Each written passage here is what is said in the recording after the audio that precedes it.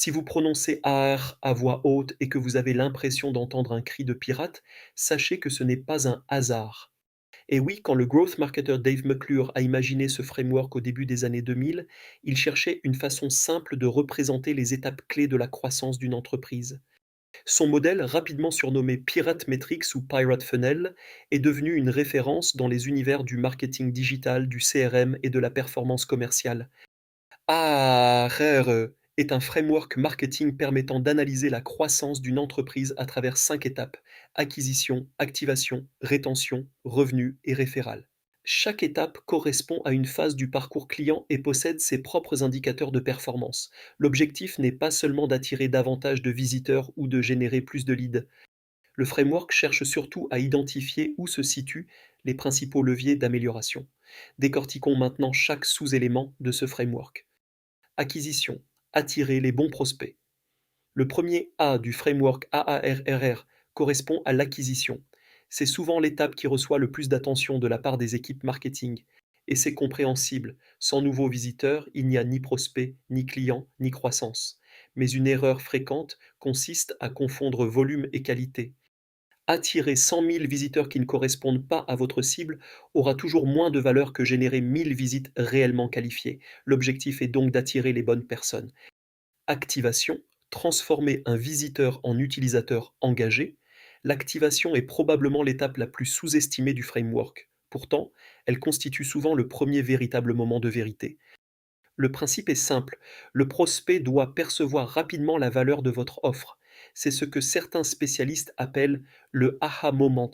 Ce moment où l'utilisateur comprend concrètement ce que votre produit, votre service ou votre entreprise peut lui apporter.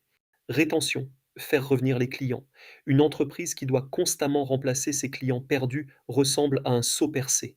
Peu importe la quantité d'eau que vous versez à l'intérieur, elle finit toujours par s'échapper. La rétention cherche justement à mesurer la capacité d'une entreprise à conserver ses clients dans le temps. Revenu: transformer l'engagement en chiffre d'affaires. Dans le framework AARRR, l'étape revenu mesure la capacité d'une entreprise à générer de la valeur économique. Dit autrement, les leads sont-ils réellement rentables? Cette question peut sembler évidente. Pourtant, de nombreuses entreprises se focalisent sur l'acquisition ou l'engagement sans analyser suffisamment la contribution réelle de leurs clients au chiffre d'affaires. Référal: transformer les clients en ambassadeurs. Le dernier R du framework correspond à référal, souvent traduit par recommandation ou parrainage. C'est l'étape où vos clients deviennent eux-mêmes un canal d'acquisition. Et c'est probablement le levier de croissance le plus puissant, parce qu'il repose sur la confiance et la preuve sociale. Maintenant, voyons comment utiliser ARR dans une stratégie CRM, car c'est probablement ici que le framework révèle tout son potentiel, car le modèle ARR n'est pas qu'un simple outil de growth marketing. C'est aussi une excellente grille de lecture pour structurer l'exploitation des données clients. Chaque étape du funnel AARR produit de la donnée client. Le CRM est justement le point de convergence de toutes ces données marketing-vente. Envie de mieux exploiter vos données CRM pour piloter votre croissance?